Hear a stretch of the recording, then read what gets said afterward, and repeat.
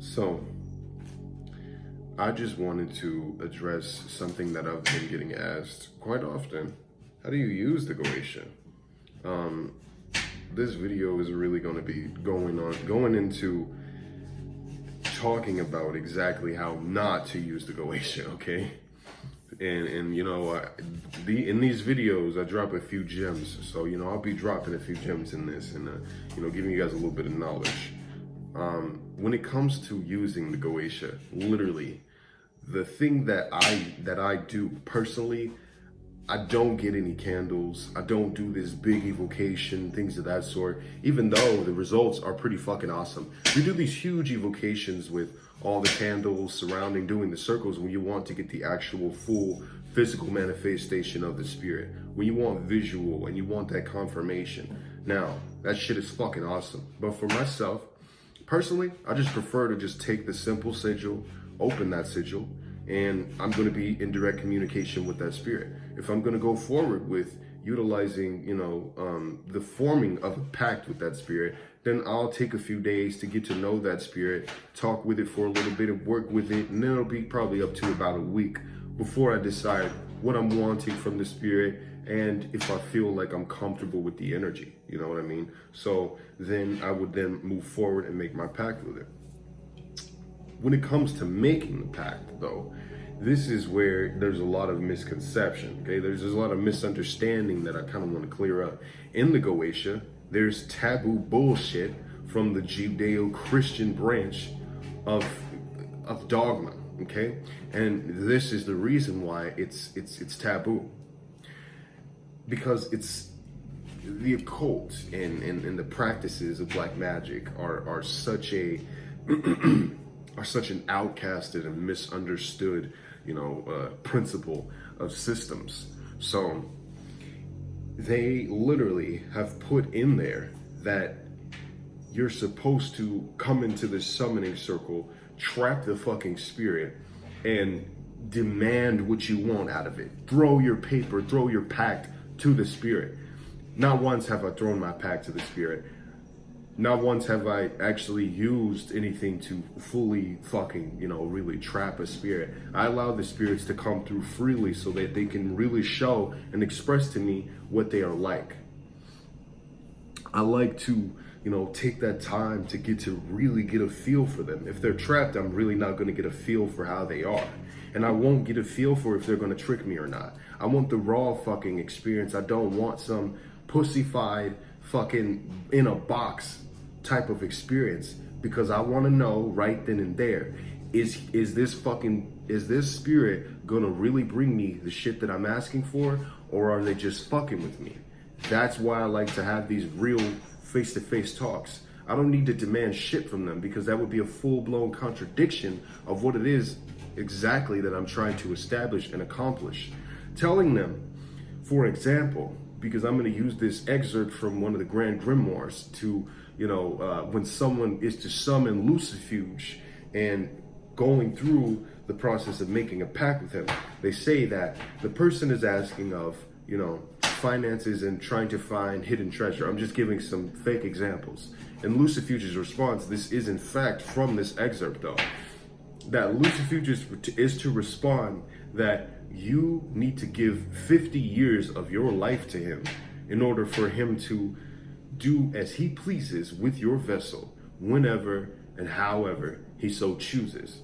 Not once have I ever been approached by a spirit who told me that they wanted even fucking 5 years, okay? They all really will negotiate with you, and it's pretty easy.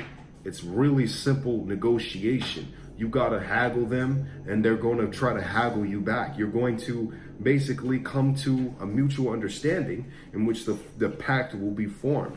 That is your foundation, that is your bond. And when that spirit goes through with agreeing, especially once their signature is on that parchment, that paper, you then will truly, in fact, have a real deal with that spirit. Now, once that blood is spilled on the paper from your bloodletting device, that is when the pact is official. because the bloodletting is the final step in sealing of that pact. You are letting them know that you truly are willing to stand by what it is that is written on this parchment by putting the blood as a direct psychic link to your waking reality, to the living realm. And I have, been asked so many questions about, really, how do you know if the spirit's tricking you? How do you know if the information that you're getting from the Goetia is accurate? How do you know when you're in communication with them? They speak to you telepathically.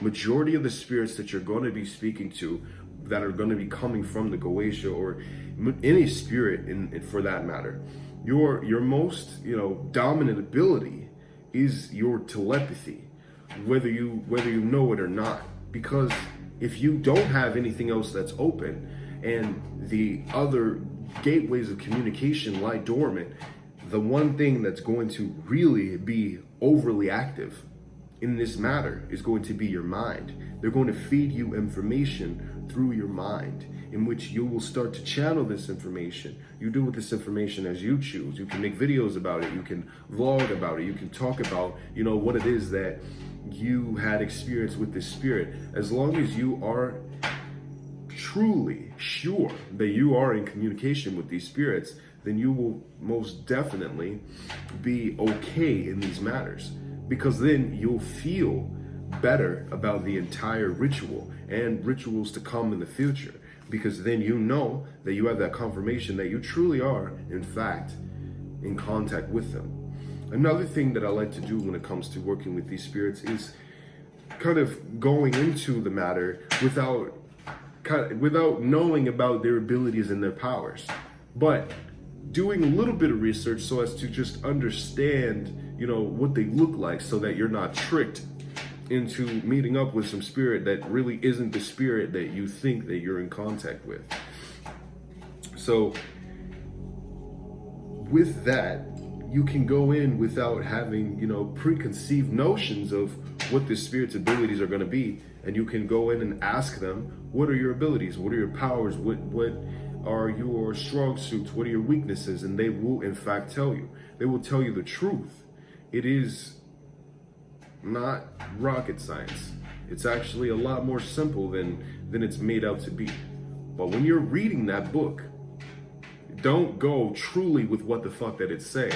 Especially from, the part where they talk about a certain spirit in the Goetia, in which they say you're supposed to wear this ring, right? A metal ring in which you put over your face for when the demonic comes and blows its fire breath onto you so as to not burn your face off. Now, this is a completely different meaning that was blown way the fuck out of proportion, because none of them are coming to seek to fucking harm you. They're coming here and they're agreeing with you so that they can get the opportunity to come to the earth. They want to come to the living realm. They want to experience living. They want to experience what it's like here. And if you're someone who's fucking crazy like me, you want to bring them here. You want to see those amazing fucking feats. I used to be someone who used to want to, escape, who felt like I had a longing to be home, that this wasn't my home. But fuck that, this is my home. If I'm here and I'm gonna be living, why the fuck should I be miserable? No, I'm gonna take these fucking matters into my own hands, and I'm gonna harness my own ability and my own power. That is truly how I feel things are supposed to fucking be. You're supposed to fully be in control of your reality. Are you doing what you want to be doing for a living? Are you in control of your financial flow? Are you in control of your emotions, your magic, the energies that are around you? Do you have your methods of protection? Do you have your own belief system established? Do you walk your own path? Is your black flame lit? Is it ignited? Do you have a passion for freedom? Because I do.